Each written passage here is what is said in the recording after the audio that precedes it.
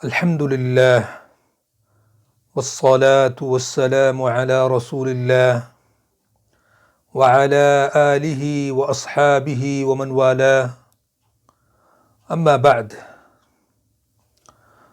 برادران اسلام، آج کا ہمارا موضوع سورۃ الجمعہ کی حقیقت اور فضیلت ہے۔ سورۃ الجمعہ یہ مدنی سورت ہے، اور مدنی سورت کا مطلب ہم نے پہلے بھی بتایا کہ وہ قرآن اور وہ صورتیں جو ہجرت کے بعد نازل ہوئیں وہ مدنی قرآن یا مدنی صورتیں کہلاتی ہیں۔ تو یہ مدنی صورت ہے، یعنی ہجرت کے بعد نازل ہوئی ہے۔ اور صورت نمبر کی اگر بات کریں تو یہ صورت 62 نمبر پر ہے۔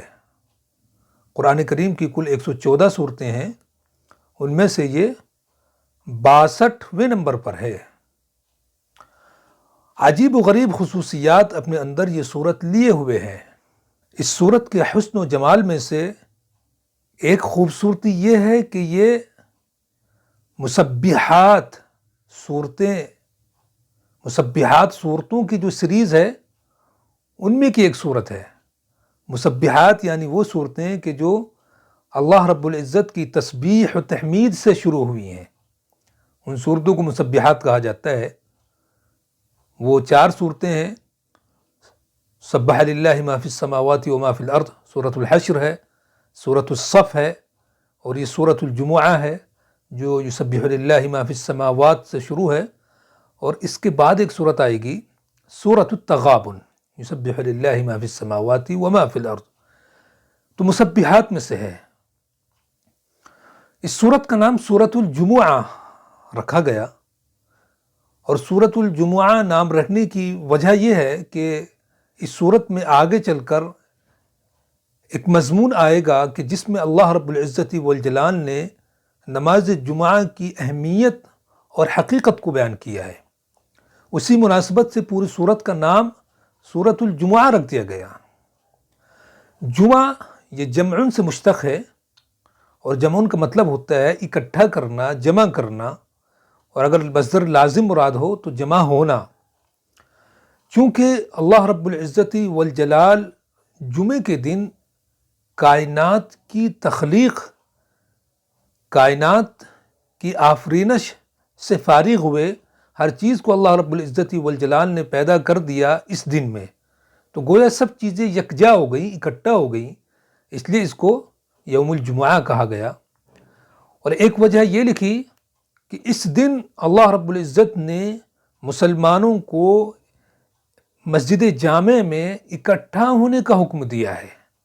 تمام لوگ دیہات سے، دور دراز سے مسجد جامع میں اکٹھا ہوتے ہیں اور اللہ رب العزت کی عبادت کرتے ہیں، 2 رکعت نماز ادا کرتے ہیں، اس لیے اس کو یوم الجمعہ کہا گیا۔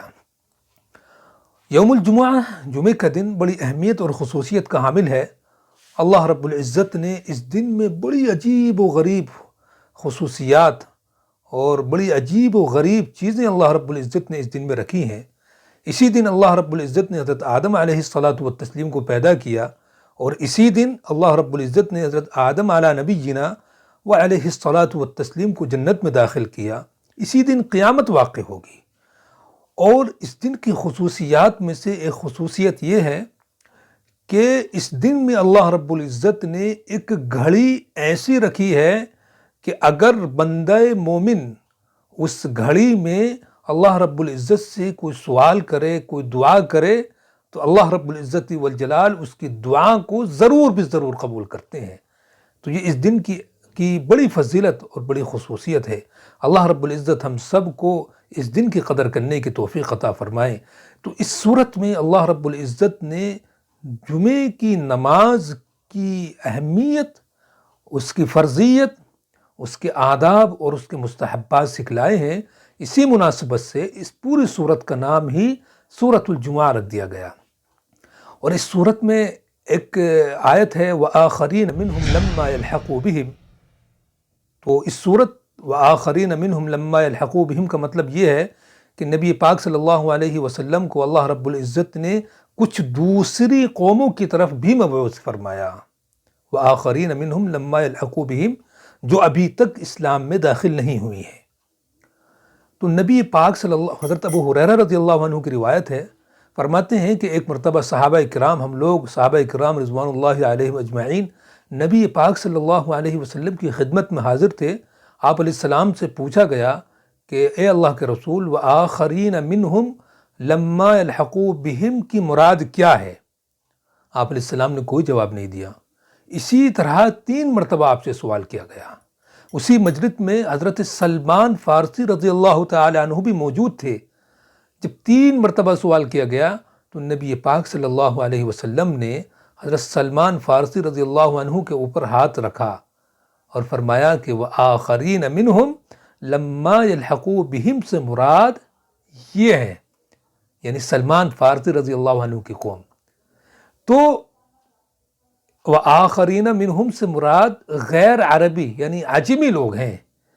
تو نبی پاک صلی اللہ علیہ وسلم کو عربوں کی طرف بھی مبعوث فرمایا گیا، اور اللہ رب العزت نے نبی پاک صلی اللہ علیہ وسلم کو عجمیوں کی طرف بھی مبعوث فرمایا ہے۔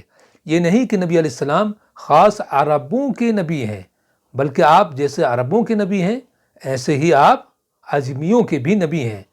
یہ سوال کیا جاتا ہے کہ نبی علیہ السلام تو صرف مکہ والوں کے نبی ہیں، عربوں کے نبی ہیں، انہی کی طرف آپ کو مبعوث فرما کے بھیجا گیا، لیکن نہیں، اس آیت میں صراحت کے ساتھ یہ بات فرمائی گئی۔ نبی علیہ السلام نے اپنے ارشاد سے اور اپنے عمل سے یہ بات صاف کر دی کہ نبی علیہ السلام جیسے عربوں کے نبی ہیں ویسے ہی عجمیوں کے بھی نبی ہیں۔ تو یہ عجیب و غریب خصوصیات رکھنے والی صورت ہے۔ اللہ رب العزت اس صورت کی تلاوت کی اور اس سے فیض اٹھانے کی اللہ رب العزت ہمیں توفیق عطا فرمائے۔ وآخر دعوانا ان الحمد للہ رب العالمین۔